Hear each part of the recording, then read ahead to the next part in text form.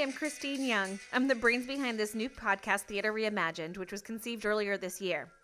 With this being our first episode, we wanted to make it super special, and as new members of the Mud Creek Players, I figured we could utilize our friends at the barn to help us with this venture.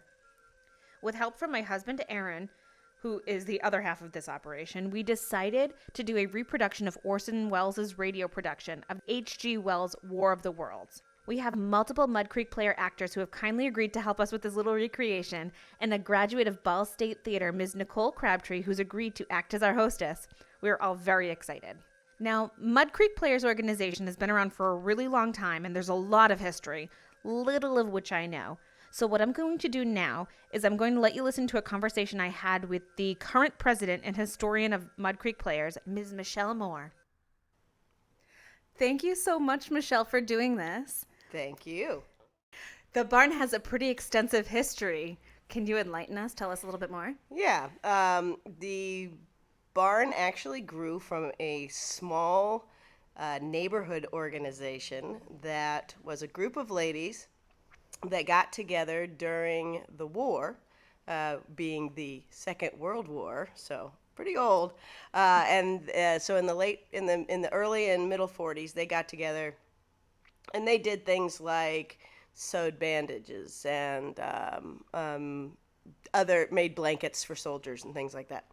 And it was a way to pass the time, especially in the winter months, because where we are in Indianapolis is on the far northeast side of Indianapolis, which in that time was all rural. There was all farmland out here, and they were mostly farmers' wives. And so this was a way to keep themselves occupied. And then after a few years, they turned into a more organized group. And their husbands became a little bit jealous and decided they'd like to come along. And they started to allow the men to come once a month. And when the men would come, they'd all look for ways to entertain themselves. And someone, a fairly recent resident in the area, had done a little bit of theater work somewhere else before coming to Indianapolis. It was a gentleman named Saul Blumenthal. And Saul said, "We have some barns, why don't we put on a play?" So they thought that would be a great idea. They began the organization. They landed on the name Mud Creek Players because we're in the Mud Creek Valley, and so they called themselves the Mud Creek Players. And they set up shop in a barn down the street from where we are now, and they performed plays for the community in that barn for about 10 years until they had a tragic fire on dress rehearsal night of a performance. Thankfully, no one was injured, and thankfully they were able to save the most important props and set pieces for the show. And they actually did the performance at an elementary school near here that's still in existence in their cafeteria. Well, the show must go on. Absolutely, the show must go on. So that's how the Mud Creek Players was formed. It was officially formed in 1950, which makes us the oldest community theater organization in the city of Indianapolis. Oh, so cool. After the fire, this plot of land here at 86th and Mud Creek Road was gifted to the organization, and they did fundraising, and they built the house area of the theater, and they just worked within that rectangular space for a period of years. And then in the early 70s, they added on to the stage end, and then over time, with fundraising and the blessing of some cell towers that we now have, we've been able to expand, and we have a pretty enviable facility for a community theater, even in a larger city. I think that was the first thing I said coming from the East Coast, from the Boston area, coming into this space. I was shocked at not only the space you had, but the resources within this building. It really is something special. It is.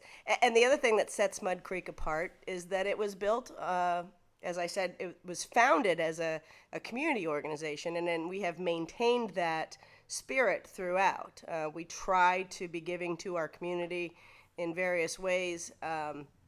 We try to offer low-cost entertainment, so we always make sure that our ticket prices are as low as or lower than almost anywhere else in the city. Thanks to our cell tower, we have some solvency that allows us to not require to be running after the dollar all the time. We're really going after providing good quality theater education and entertainment to the community. Well, that brings me to the next thing that I wanted to talk about.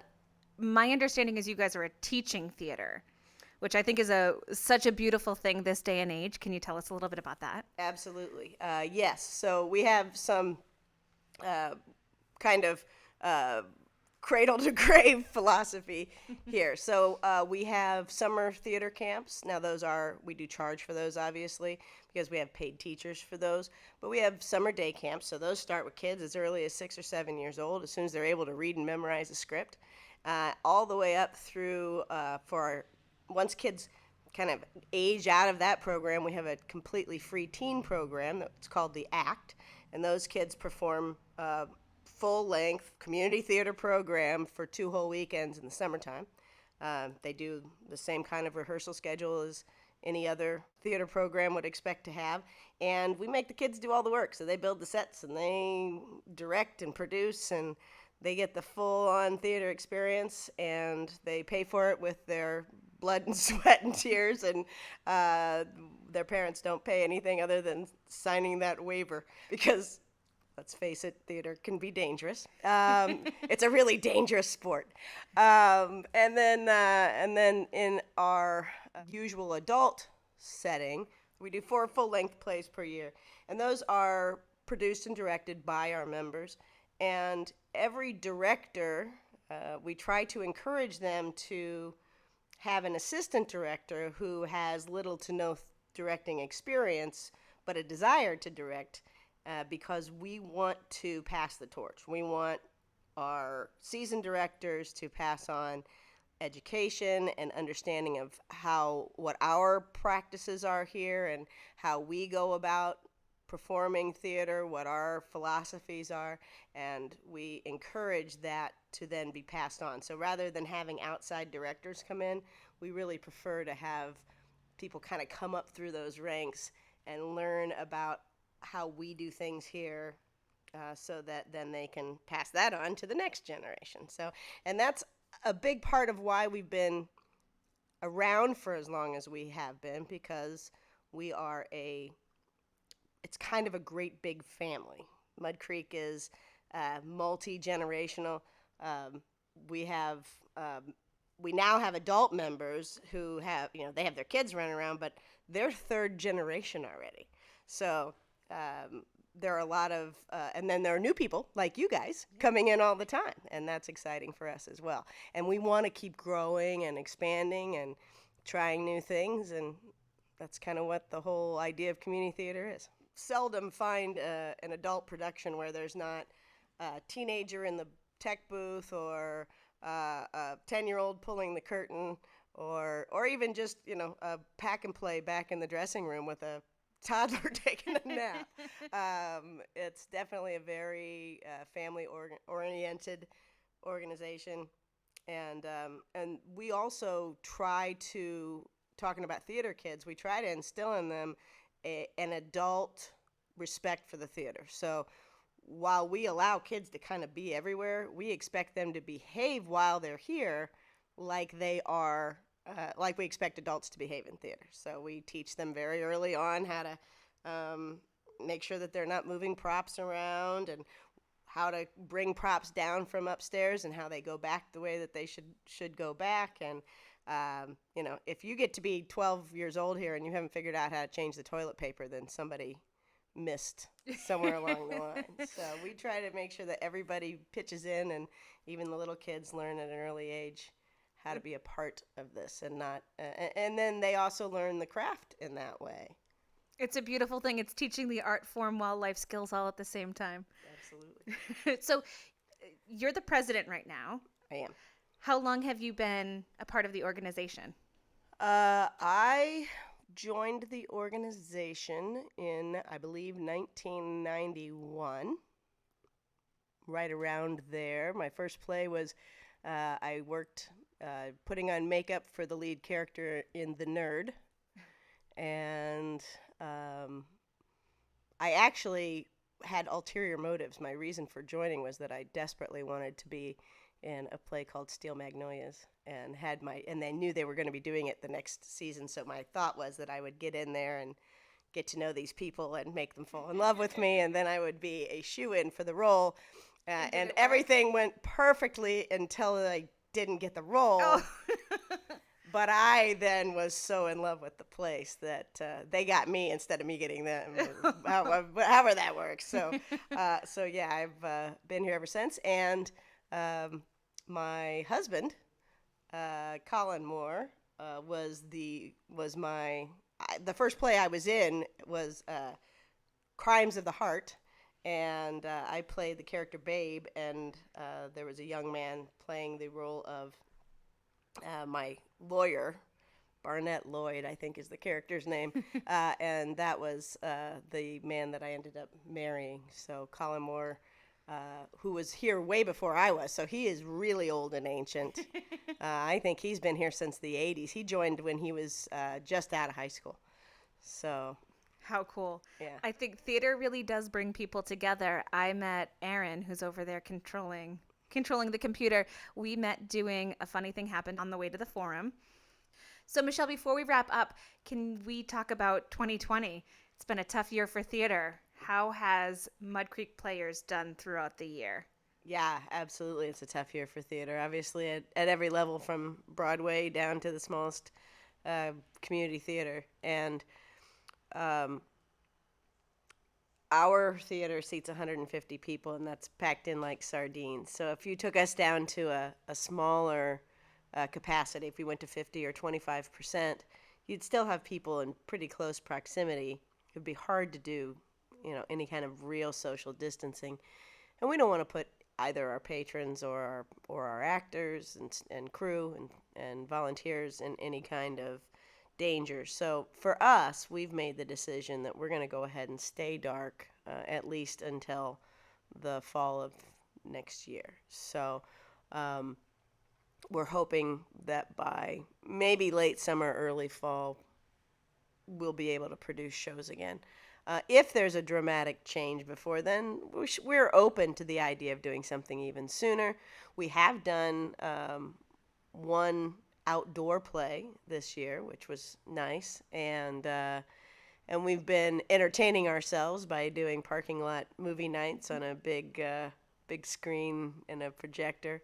So we're keeping everybody kind of entertained as our organization, as our members, and also trying to include the community in some things. Many of our members have engaged in various Zoom type theater reading sessions and various theater reading sessions and other things that allow them to perform. And then obviously, most recently, currently, several of our members have decided to do a radio-style update of the War of the Worlds classic radio play. So it'll be interesting to see how that comes together, and several people are really excited about it and getting ready to perform that. Here we are at almost Halloween, and I believe it was originally performed in 1938, and a lot has changed since then. So I am not directly involved in that project necessarily, so I'm looking forward to seeing how it comes together. Well, Michelle, thank you so much. You're very welcome. Thanks for doing this. With this podcast, we'd like to explore different theater subjects, perform segments of other various plays, and generally bring a modern twist to the golden age of radio. Back before there was TV and Netflix and Hulu. Anyways, onto the story we want to bring you tonight, The War of the Worlds. The story was originally published in a short novel in 1898. Herbert George Wells, better known as H.G. Wells, was, according to Wikipedia, born in England in September of 1866, making him 32 when the work was published. Many consider him to be the father of science fiction, some even referring to him as the Shakespeare of sci-fi. Wells was a progressive with big ideas about how to push society into a new era. But he was also a bit of a scoundrel and a notorious philanderer. He was a prolific writer. His stories provided the reader with new imaginings of the world while discreetly pressing for social reform. In his life, he was unwavering in his liberal optimism, a vocal proponent for world peace, social equality, and, not surprisingly, complete sexual freedom. In 1938, another young visionary, the 23-year-old Orson Welles, unleashed a frightening story of aliens attacking the Earth on an unsuspecting public via a live radio broadcast. Though the fact that this was a fictional drama was announced at the onset of the program, the reaction was far beyond what young Orson could have ever imagined, and certainly more than he had hoped. You see, many of these listeners, citizens, still often quite naive to the influential power of mass media, were stirred by the well-crafted and powerfully performed drama. They actually believed the Earth was being invaded by Martians. This is a testament to the considerable talent of both men named Welles. We have come a long way in the world since 1938. Mass media has evolved to the point that audiences are now oversaturated with visual programming options from limitless sources. Many have started to turn to the simple comforts of audio programming through podcasts, radio streaming music channels, and even radio broadcasts. To that end, the members of the Mud Creek Players here in the middle of America wish to simplify your life and spark your imagination for just a little as we recreate the original broadcast of the War of the Worlds. Now, of course, we've made a few adaptations to the original broadcast script. For one thing, good old Orson didn't exactly write his version to highlight female performers. As a matter of fact, there weren't any. So much for HG's social commitments. So yeah, this version has women, obviously. Now, before we start, I've invited one of our very talented members, Craig Kemp, who also happens to be the only English guy around, to read the beginning of the book, which is more of a dissertation of the physicalities on the planet of Mars than a story. HG was a science teacher before he was a writer, so we don't understand a lot of what he's going to read in his perfect Wells accent, but the words as written hold a kind of poetic, if outdated, appeal. So we thought you should hear it. Mr. Kemp? It's so weird to hear you call me that. I'm just trying to be professional. Still. So tell us a bit about yourself first.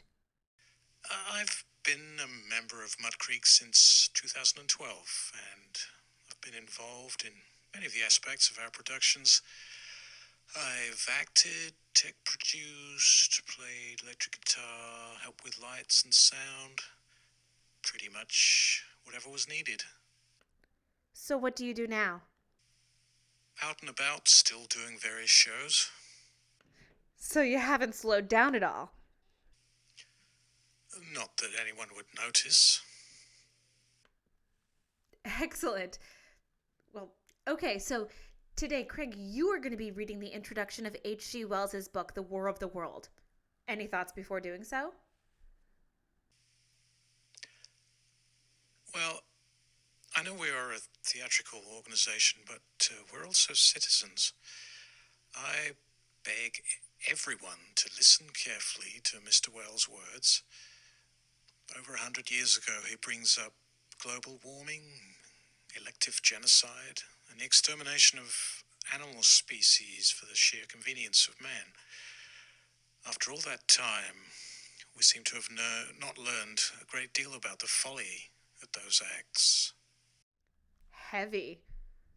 Indeed, but if you listen to what has been written, it's incredible.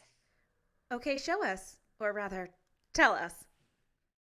No one would have believed in the last years of the 19th century that this world was being watched keenly and closely by intelligences greater than man's, and yet as mortal as his own. That as men busied themselves about their various concerns, they were scrutinized and studied, perhaps almost as narrowly as a man with a microscope might scrutinize the transient creatures that swarm and multiply in a drop of water. With infinite complacency, men went to and fro over this globe about their little affairs, serene in their assurance of their empire over matter. It is possible that the infusoria under the microscope does the same. No one gave a thought to the older world of space as sources of human danger, or thought of them only to dismiss the idea of life upon them as impossible or improbable. It is curious to recall some of the mental habits of those departed days. At most, terrestrial men fancied there might be other men upon Mars, perhaps inferior to themselves and ready to welcome a missionary enterprise.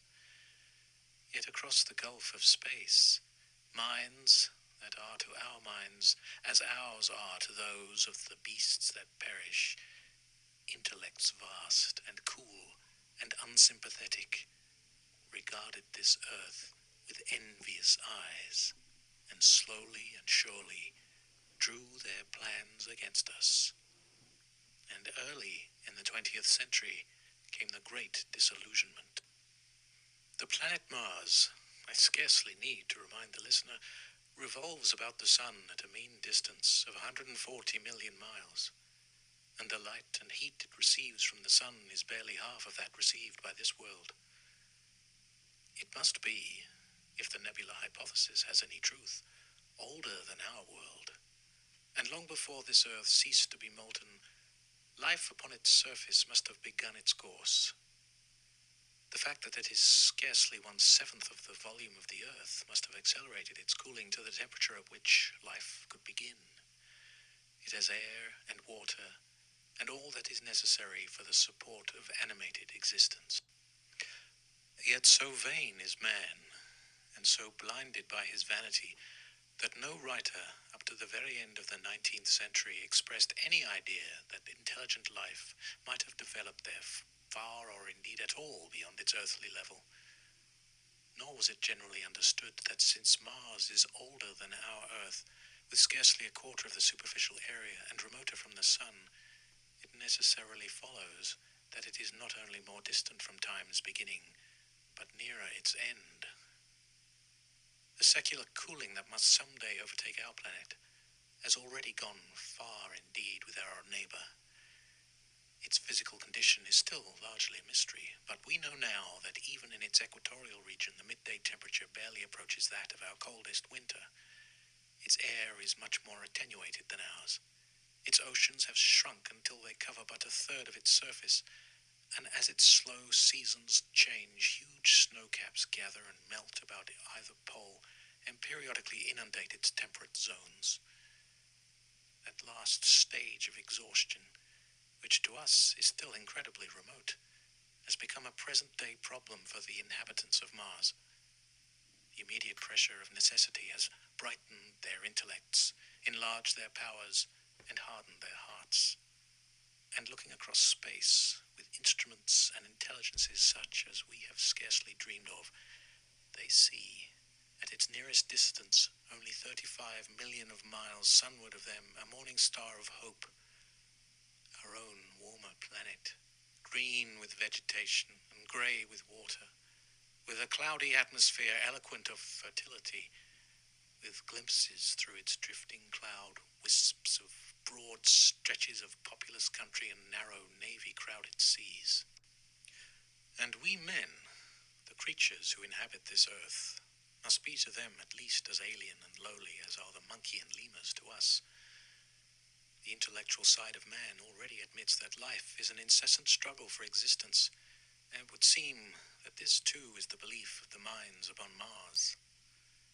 Their world is far gone in its cooling, and this world is still crowded with life, but crowded only with what they regard as inferior animals. To carry warfare sunward is indeed their only escape from the destruction that generation after generation creeps upon them. And before we judge of them too harshly, we must remember what ruthless and utter destruction our own species has wrought, not only upon animals, such as the vanished bison and the dodo, but upon its inferior races. The Tasmanians, in spite of their human likeness, were entirely swept out of existence in a war of extermination waged by European immigrants in the space of 50 years. Are we such apostles of mercy as to complain if the Martians warred in the same spirit?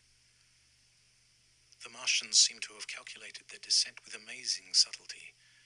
Their mathematical learning is evidently far in excess of ours. And to have carried out their preparations with a well-nigh perfect unanimity. Had our instruments permitted it, we might have seen the gathering trouble far back in the 19th century.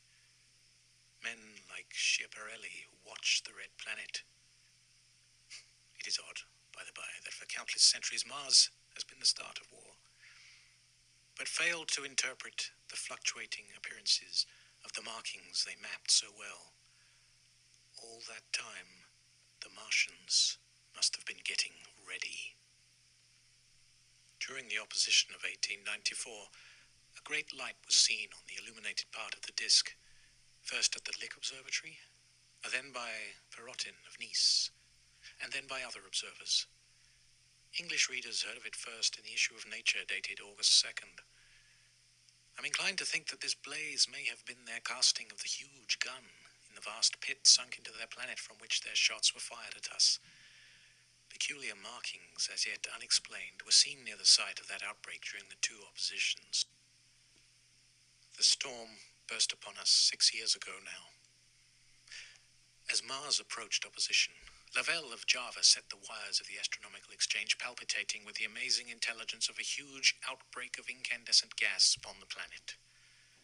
It had occurred towards midnight of the 12th, and the spectroscope, to which he had at once resorted, indicated a mass of flaming gas, chiefly hydrogen, moving with an enormous velocity towards this Earth.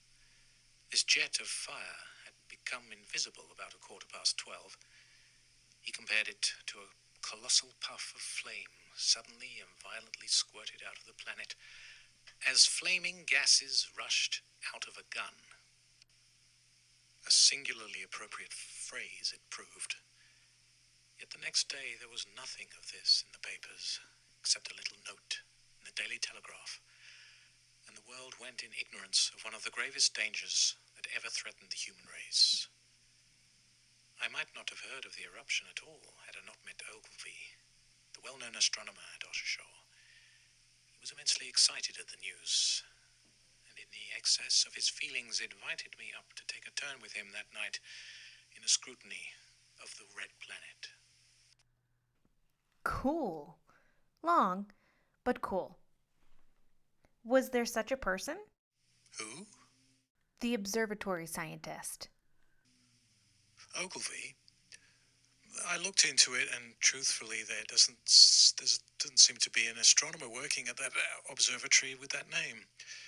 In fact, people have checked the house referenced in the book where Ogilvy was said to have lived, and again, at the time it was residenced by a man by the name of Robert Henry Otter. There's no indication he had any inclination to astronomy. Well, that's a bummer. Yeah, but the information provided by HG is amazing in itself, especially when you consider there was no immediate communication ability and the huge disparity of beliefs. But how does it stand up to modern technology? For that, we're going to turn the microphone over to Nicole Crabtree. Thanks, Craig. Thank you, Christine. Oh, looks like she got disconnected. Okay, well, anyway, I am now going to link us up with our contact, Frida, who's in the field with our project scientists. Frida, are you online? I am here, Nicole, and I am with Dr. Ostrich at the Adirondack Sky Center. Excellent. You heard Craig reading the book intro. Maybe the doctor can explain just what the heck H.G. Wells meant by hydrogen explosions. I'm not in the know, but was that at all accurate? Is there hydrogen on Mars? There is no hydrogen on Mars. Wait. How could Wells write that with such confidence? Research at that time was only able to discern variations on the color spectrum, so they could not possibly differentiate the minute distinctions of the reactions on the planet observed through a telescope from, well, millions of miles away. So a hydrogen explosion is not possible on Mars? Not naturally. Not easily. You would need to combine the carbon monoxide, carbon dioxide, and water in the right amounts in precise increments. That would be tantamount to unthinkable, really, in order to produce hydrogen. So essentially there cannot be a hydrogen explosion on Mars? It would be beyond any reasonable calculation that such a thing could occur. What would an explosion, as was described by Mr. Wells, look like? Well, if such a reaction could occur, it would expand beyond the gravity field of the planet, which is about 62% lower than the Earth's. So it would most certainly reach past the Roche radius. Huh? It's the distance at which a celestial body, held together only by its inherent force of gravity, will disintegrate due to a second celestial body's tidal forces. What would that be in this case? Around 450% of the gravitational pull. That would suggest that any planetary eruption of this kind would reach very far into space. So it would definitely be visible from Earth? Well, if someone were watching. Now we have computers watching the skies. We might get a warning, but most of them are aimed inward, so monitoring space is not a priority. Can I see it? Mars? Well, sure. One moment. Okay. We are now aimed at Mars. I see the canals. Impressive, aren't they? I have never been able to see them with so much clarity. Several commercial telescopes can see this kind of detail. They're a bit costly, but if you are truly convicted to astronomy... So what would a hydrogen explosion look like? As I said, it's almost an impossibility. Yeah, but... Hang on, I have to check this. Doctor? Just a moment. Okay, but, What? something happened. Happened? Nothing is happening. You are not a scientist. You cannot indicate stellar changes. Be that as it may, you need to look at this. Jesus, there is a crisis. We have... Which may involve this! Fine. Oh my God. What? I need to check. What? The spectral analysis. Okay. Oh my God. What? That's a hydrogen explosion. It's impossible. It can't happen. What's this mean? I have to contact NASA. What? You need to leave. This is now a classified event. What? Maven and all the other satellites have been destroyed, apparently by that blast. Look, you are not allowed to reveal that. Okay. Frida, are you okay? I don't know. It suddenly got really tense in here. What did you see? I don't know. It was like this explosion from the surface of the planet. Mars? Yes, and what you just heard, that couldn't be a natural eruption because that would have spread out really quickly. This was a directed shot. I don't know. Did anything exit? I don't know. What? Exit the shot. What would exit? Wait. Are you thinking this could literally be an attack? I have no idea. I'm trying to hold this together. Okay, so what's happening now? They seem to have forgotten about me. They're freaking out about the loss of Mars satellites and rovers. Wait, they lost the rovers as well. I guess so. At least that's what I'm hearing. So, the satellite and the rovers, with one blast you saw. That can't be right. Why? They're on opposite sides of the planet. The rovers are on opposite sides of the planet. The satellite was positioned to go from pole to pole. So though it could be involved with the destruction of a rover, it would not be the destruction of both. Something is going on. So that means... The destruction of the rovers and the satellites must have been on purpose. Who would... We are the only ones on Earth who have reached Mars. Is that true? You know of another country who's managed to reach Mars? At least without anyone else in the world realizing it? You are college educated, just say no. So, what? Astrid is seriously freaking out over here. Something about incoming... Wait, did he just say missiles? Missiles? Just stop. I don't think he meant missiles in the military sense, but like projectiles of something that could hit the planet. How can you be calm about this? Will you stop shouting? Remember, I am not supposed to be here. I don't want him having me escorted out. Okay, look. I'm gonna sign off and make myself invisible so I can find out more. I'll get back on with you later. Crap. Jesus, oh my God. Okay,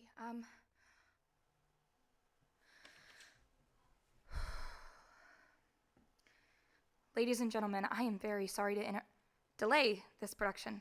Things have taken a strange turn, and we're having to adapt. I think we need to follow this thing. Stay with me. I'll let you know when we go from here. Frida! Shh, just be quiet. I heard the sciencey people say that an asteroid from the direction of Mars just hit near here. I'm gonna go head out and take a look. No, that's insane. First, if it's an asteroid, it would have blown up half that county, right?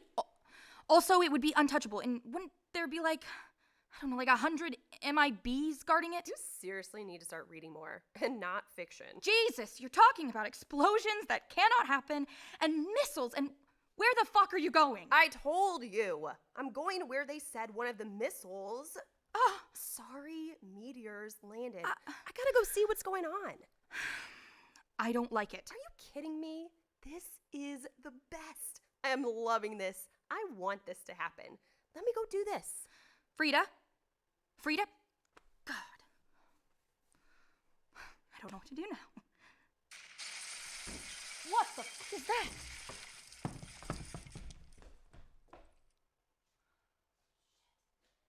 I don't see anything.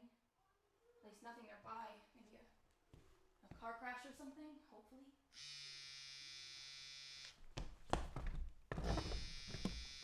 Hello? I'm close. There are a bunch of military vehicles everywhere and some police, but I think I can get closer. Stop! Just stop!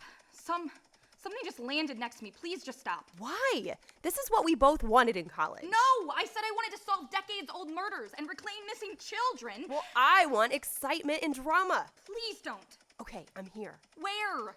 The asteroid landed just a couple minutes away from the observatory. It was a pretty remote location, so it makes sense, or rather makes for a bad sci-fi plot. Come on, just check my coordinates on your phone. You're killing me. All right, I'm out of the car. It's not really very many people at this point. Just odd. I figured the crater would be huge. Huh. It's more like a divot. Oh my god, please leave. Wow. Massive military forces already here. They've taken over the site. The local deputies are here too. Just quietly off to the side. Frida, seriously, please leave. No way. Okay, here I am next to the crater. There's something in it. I mean, something big. Well, bigger than a rock. Flat, kind of ovular. Run. God, you are such a... Wait, is that a person? Someone or something just poked their head out of the crater. Guns are drawn. I can't get any closer. Good. Hang on. No, get out. Shh, I'll be fine. Oh my god. Oh my god. Oh my god. Frida? Frida, what is happening? Oh my god. Frida, Oh please. shit. Something's going on. Oh my god. Frida!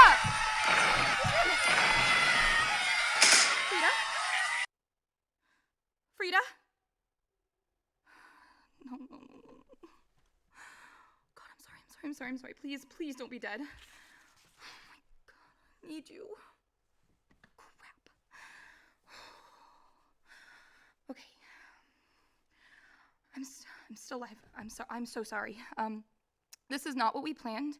We were supposed to recreate Orson Welles' broadcast. For God's sake, I don't know what to do now, and I've lost contact with Frida. So, oh, I know another friend in that area. Okay.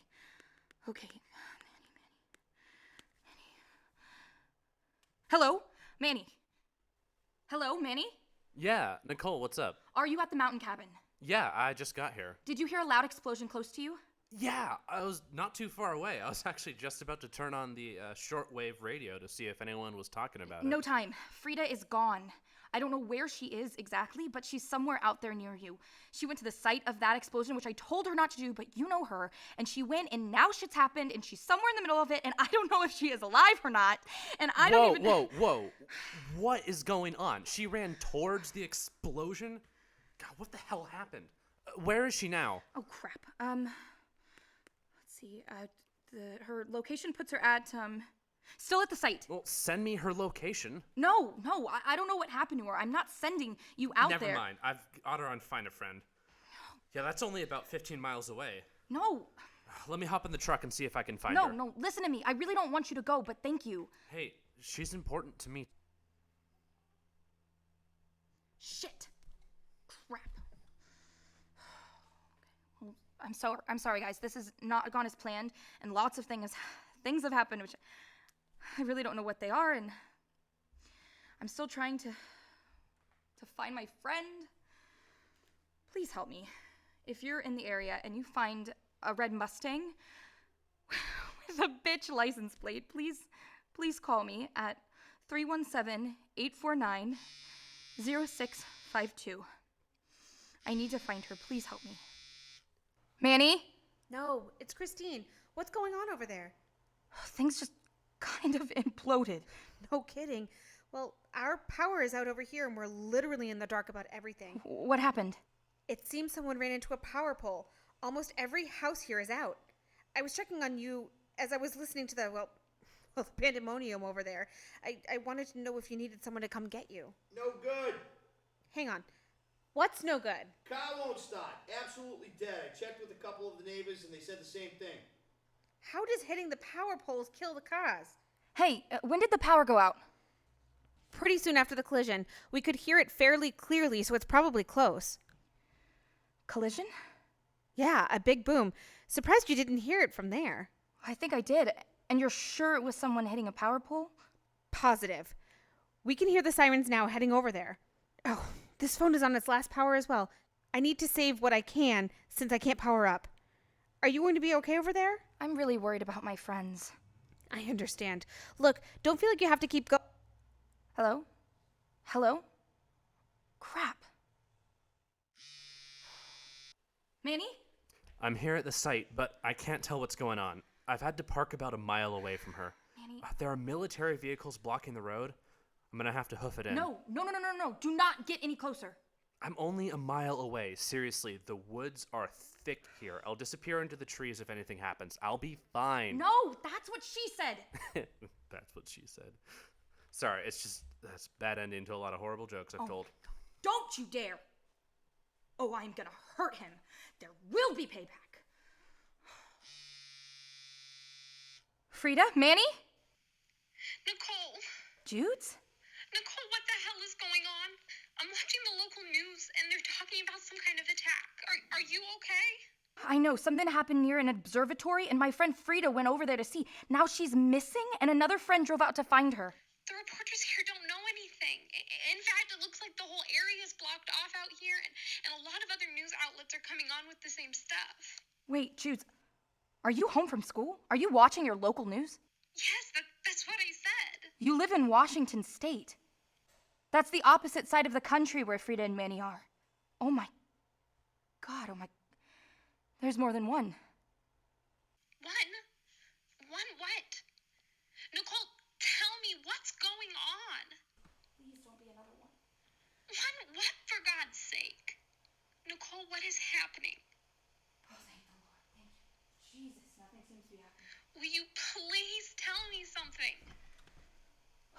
Judes, I honestly don't know anything. I'm getting bits and pieces like you, but it's bad. The place where Frida went, there were a lot of screams and panic and gunfire. That's really all I know, but it started out like what just happened near you. Like here?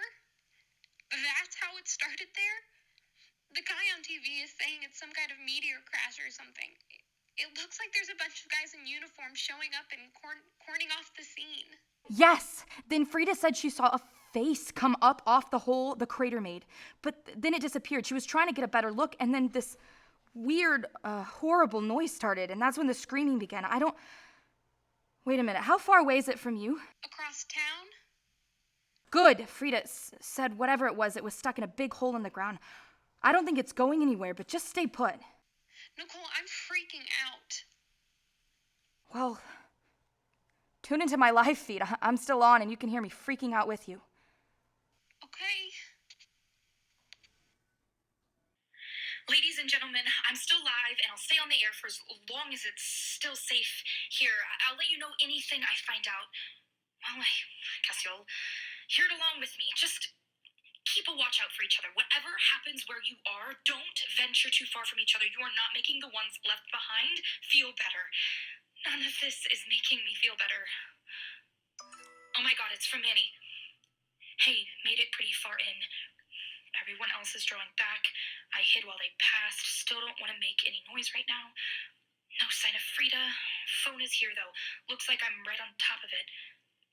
Nothing here but tire treads. Probably dropped it somewhere and left. Too smoky to find it. I'm gonna see if I can get a better look at that thing. No, you fucking moron! Don't you dare. You are not Rambo. Get out of there now. No, but I have watched all the movies. Call you in a minute, stupid son of a... And you can expect the mother of all bitch outs. What is it with this man gene? Or do you guys actually work at being that stupid? Jude? Oh God, Nicole, the thing just started firing. There were some news helicopters that were trying to get live shots.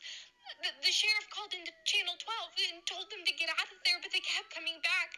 And then I saw this thing of fire, something out of somewhere. It took out everything.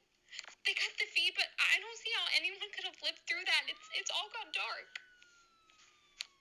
I'm hearing all kinds of sirens now. They're close. They're close to me. Hello? Who's that? I don't know. You okay? I'm fine. You sure? I mean, I can help you if you need something. Do you need help? No, I'm okay. Look, a lot is going on. I'm scared. I can only imagine what you're going through. Do not open that door. Do you hear me? Do not open that door. But I'm scared. I don't think he's here to help you. Please don't. Hey, a bunch of us see what's going on and are gathering on the first floor. I'm sweeping the upper rooms to make sure everyone gets out safe. I mean, you're only, what, 18? 19? You need someone to watch out for you. Seriously, do not let him in the room. Won't you let me watch out for you? I'm fine. No, you're not. You're huddled in a corner waiting for rescue. Well, here I am. I will help you, but you need to be nice to me. Do not open that fucking door. I'm scared, Nicole. Not that scared. Not that scared. Do not let him in. Hello? You still in there? Look, everyone else has evacuated the building. It's just you and me, pal.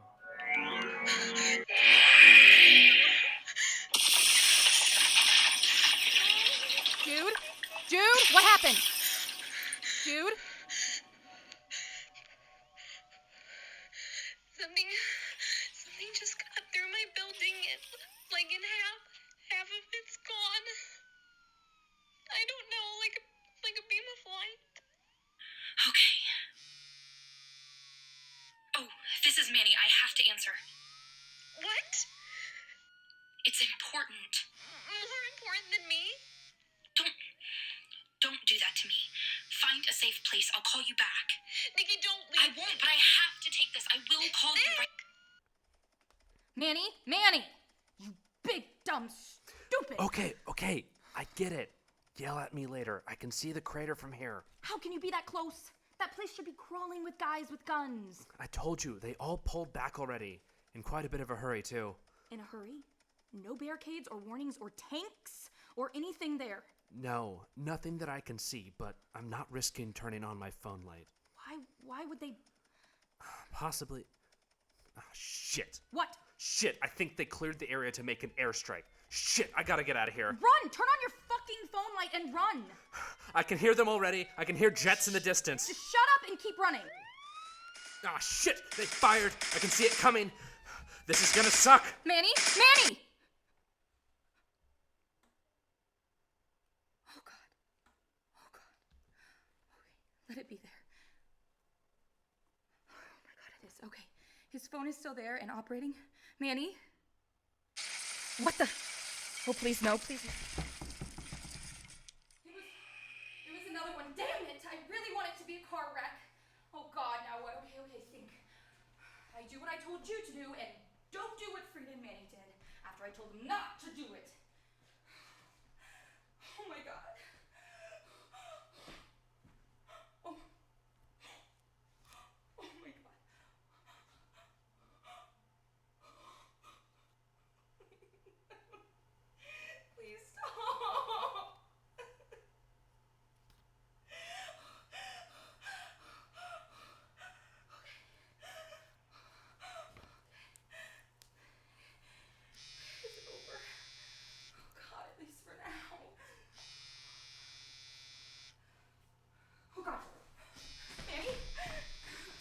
Jude. Oh, God.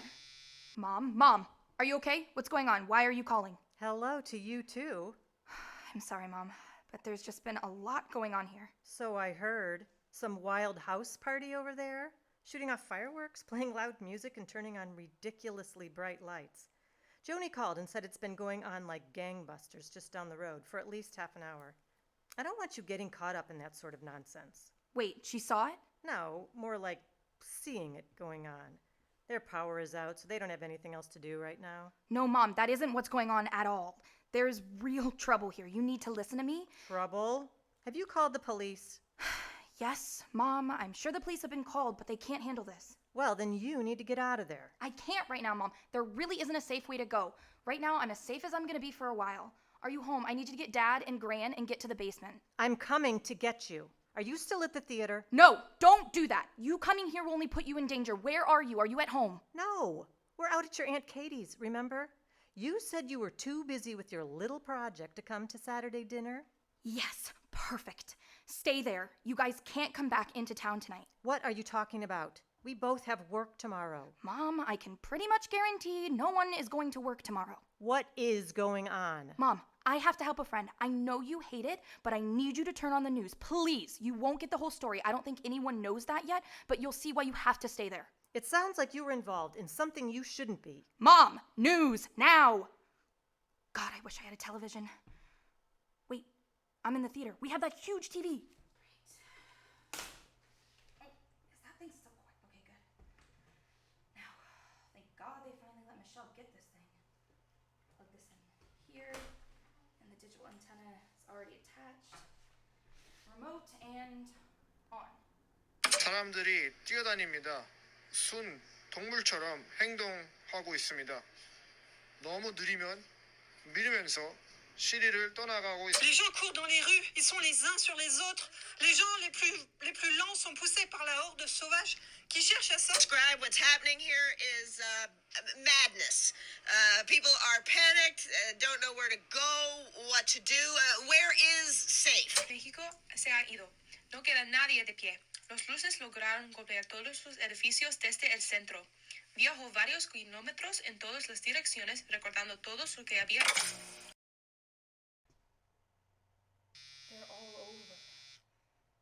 They're all over the place. Oh my God, Manny, where are you? Are you okay? What happened? Nick, just stop. My head is pounding. What happened? I'm not really sure. I remember the planes and running. Where are you?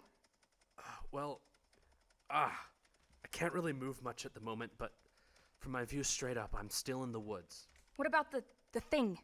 The thing? The thing that was in the hole. Is it destroyed? Oh, wow. You know I don't even know if I have all my limbs yet. Mary, I'm sorry. But you don't know. They're all over the world. Who? Not who. What? Whatever is, hopefully was in that pit, there's others all over the planet. What? There's one near me. Oh, God. Hang on. Ah! Ah! Ah! It's smoking, but it's still there. I don't know if it's still active. Wait. Oh, I'm hearing voices. A lot of voices. Shit, the military must be coming back. They probably want to check on the results. Well, maybe that's a good thing. Maybe they can get you some medical aid. Yeah, and then lock me up where I'll never see the light again. Oh, shit, they're right by me. Manny, what's going on? Oh, shit, it's still active. It's rocking in the Get hole. out of there! I don't know if I can. Can you find some place to at least crawl or hide? I'll look for it. What? God, I'm lying in a pile of bodies. What? Corpses. I am on a pile of burnt corpses. The bodies from the attack? They just left them there? What the fuck is that thing doing? Fuck, it's getting out of the hole. What did you say? It's sprouting legs. Jesus, Nick, it's sprouting legs. It's fucking huge. I don't see any movement here, Manny. Manny, play dead. I don't think I'll be playing. Shut up. You're already in a pile of the dead. Maybe it won't be able to find you or just won't care. It's my only option, I guess.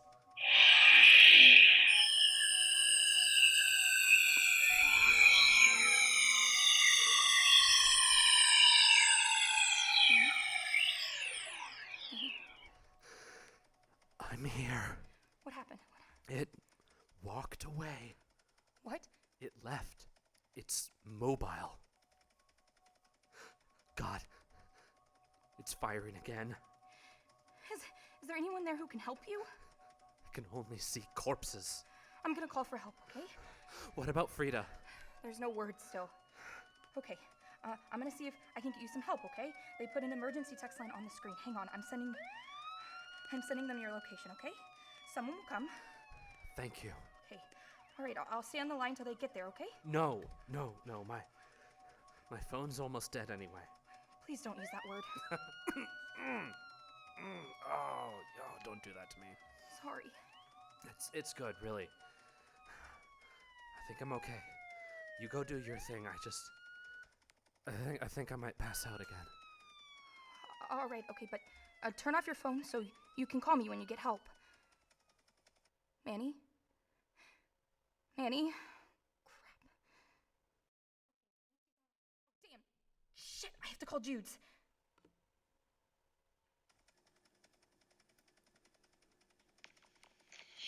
Nick, where the hell have you been? You promised you would call me right back. I'm sorry. Jude's, a lot has happened. No shit. You said it was stuck in a hole, so I was safe. It's moving, Nick. Wait, yours is walking too? Walking. My friend who went to the woods to look for Frida got caught up in a military operation and saw the whole thing. He said it was walking. So far, nothing with mine. What? I have one that landed near me as well. How many are there? Have you not watched the news? I'm in the closet. I haven't moved since our call. They're all over the world, Judes. Same situations as here. People are being killed by the hundreds of thousands. Whole cities have been obliterated. What do I do? I don't know. That doesn't help me. I'm in the same boat. My friend was almost killed, not by the aliens, but by the military and his own stupidity. Aliens?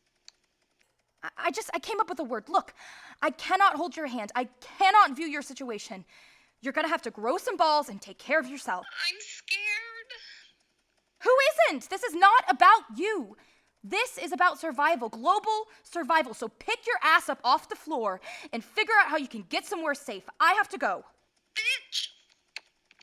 Ugh. Oh, shit. Is it coming this way? Oh my God! Oh my God!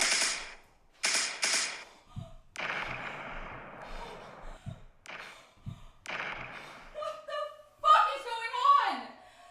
Oh my God.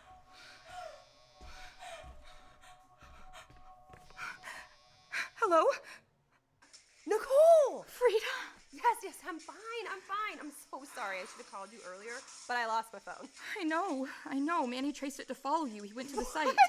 That is insane. Why would he do that? Yeah, I told you the same thing at the time. Yeah, okay, I freaked. It was a dumb idea, and when I was running away, I realized just how dumb. But Jesus, you did not see what happened. Maybe not, Freed, but it's all over now. They destroyed it? Oh, yes! Freed, awesome. Frida. What? It's not destroyed. It's on the move. What are you talking about? They've got legs. It rose out of the hole you saw and is now moving. Frida? No. Yes.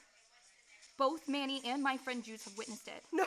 It's not fake. Where are you? I'm in a bar. I needed a drink. A bar? Where? I don't know. I don't have my GPS. I just drove until I found a bar. Did you drive straight, turns?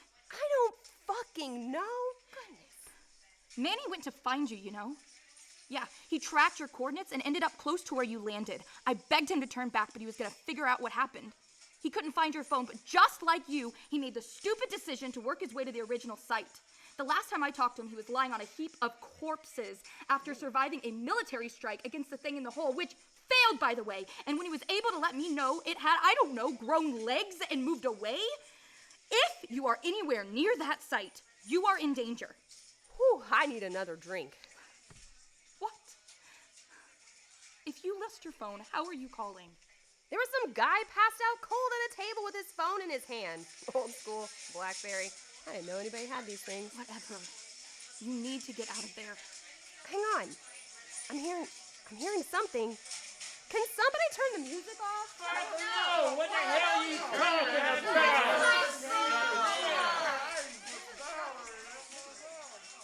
It's here. Hey, is that my phone? Not now. I need my phone. I need it more. My daughter. What? My daughter is on there. No one was on the phone when I No. borrowed it. My daughter's on there. Stop! I need this. Sheila. Stop it! Do you not see what's happening? What? What? It's the last photo of my daughter. I'm sorry. What's your name? Oh, Griffin. Well, everybody calls me Griff. What happened? She died while she was pregnant with my only grandchild. Neither survived. It was my fault. I'm sorry. I worked in the coal mines. I pulled extra shifts to make sure I could buy school supplies. Her mother was more interested in social status. I didn't care. When I'd come home, I would tweak her nose, and before I'd wash my hands, she thought it was funny, black marks on her nose, but being on her own and me having to work so much, I never took her to that doctor. Too late when we found out she had a heart condition. She died 2 days after I got her to the hospital. I promise I will give the phone back. I just need it now. Oh, it's okay. I really just don't want to feel. What's going on? We're being attacked by, well, we don't know who. Huh? I guess I'll just stay here. Okay. Oh my god. Griffin! Puck! Get in the corner! Oh my god, is that a tank? Did it do any good? What? Did it do any good? First, you try to talk me out of going to the landing site, and now you want me to peek my head out the window and watch it? We need to know if it can be damaged. We? Who's we? We! Us! The world! I think everyone is paying attention. No, they're not! Almost all the media is blacked out about these things. They can't black this out. Only the death toll is being reported, and they're all over the world. What? Oh, fuck! Are you okay? He's still here. So, damn it. What do you mean? Every continent, country, major city has been hit. Okay. They seem to be moving. They seem to be moving off. Plus, I need to know. One landed near me and it's on the move. Sorry to be heartless there, but welcome to the party. I tried to stop you. Yeah, but you didn't. How is that my fault? I'm sure I'll find some way to blame you. You pitch. It's a living. So, any damage? No. Fuck. What about a nuke? You want them to use nukes within the country? Well, do you have a better idea? Well, apart from the fact we have no authority over the military, that's suicidal. But don't they have, like, I don't know, you know, those specific nukes? What? You know, the nukes that, like, just hit the specific target. No. I swear I heard it. No, a nuclear warhead is like a huge explosion that covers the city and drops iridium? Uranium? Radioactive crap all over the place. Okay, so clearly we need another plan. Quickly. How close is the one to you? I don't know. I don't know how close it is, but I can't see anything. So you're good right now? Yes, I need to check on Manny, and I messaged an emergency team to get him to the hospital, but his phone was dying, so he couldn't stay on the line with me. Do you know where they took him? No, I just texted him the number they gave. What about you? Are you okay? It sounded pretty awful. Yeah, but now I think I'm a veteran at this. It is my second time after all. Well, at least you didn't ditch your phone and take off for places unknown. Well, I'm gonna ditch you if you don't shut up. Do you need me to call for help for anyone there? Yeah, pretty much everyone that was here is taken off. The only ones remaining are way past help. Where is the military? Down the road, I guess. I don't hear anything, but I hope that means they're just out of earshot and not, well, yeah, you know. Yeah, I know. This was supposed to be a fun night. I don't even have my car here. I had to take it in to get an oil change. It seems insignificant at the moment, don't you think? Yeah.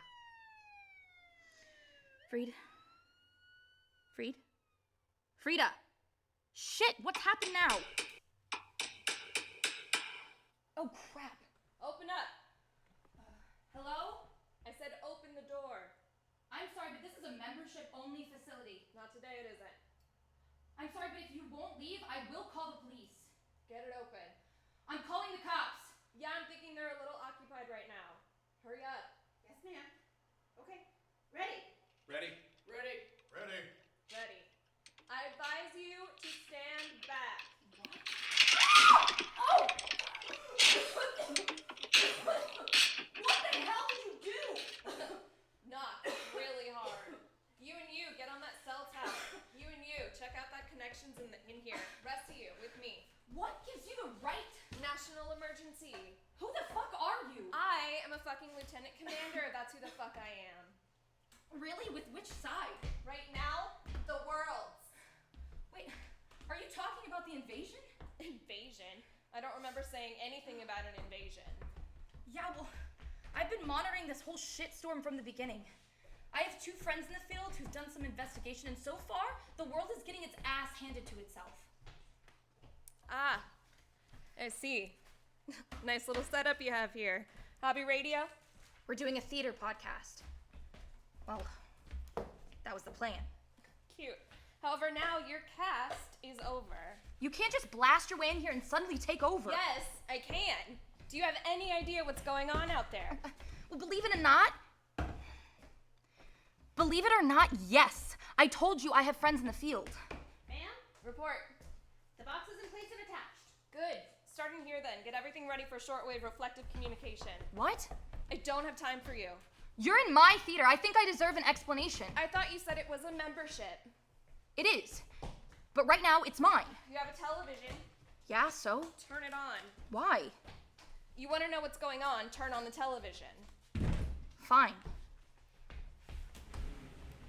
Wait. I'm not getting anything. Exactly. But I was just watching the news a while ago. I'm sure, so we're a lot of people. Did you do this as well? No, that's above my pay grade. Then what happened? The invaders have been systematically taking out all the communication towers. We assume that's to make it harder for us to coordinate on a national basis and to cooperate with other countries. So they're intelligent? They built ships that traveled from Mars to here in little less than a few hours when we somehow didn't even figure out they existed. Yeah, I'd say they're intelligent. So they are from Mars? That is classified information. So wait, they're Martians?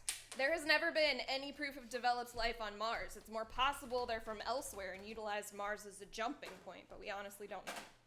Everything hooked up inside? Ma'am, What? there is almost nothing of any use here. Damn it. Is there any equipment here that might prove useful in communication? Look, I'm a new member, so honestly, I don't know. You could check the booth. The what? The tech booth up there. That's where our light and sound equipment are kept. How do we get up there? There's a set of stairs in the kitchen. The light switch is behind the popcorn maker. Of course. You, go take a look. Yes, ma'am.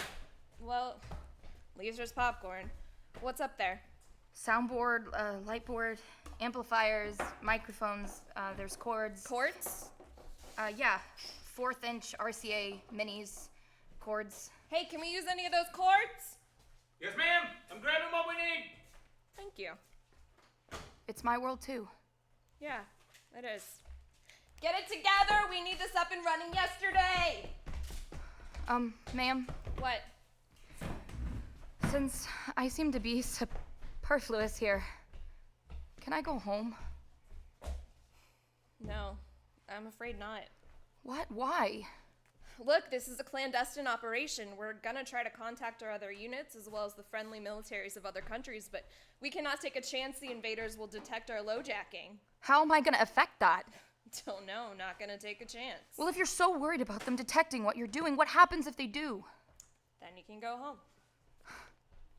You're a real piece of... Careful! Clandestine Lieutenant Commander. And you have a very big yard. Something special. Nice save. Oh, I'm also gonna need your phone. What? Your phone? We can't have you blabbing what we're doing. Whoa. I'm not your prisoner. I have rights. Consider yourself our belligerent, unwilling informant / prisoner of war. Thank you. Hey, you finished with those connections? Well, you're hearing what's going on. So I'll keep the mic on as long as I can. I don't know what will happen if they discover it. As you can hear, I'm not well regarded. Thankfully, they're on our side, or at least I think they are. Out for now.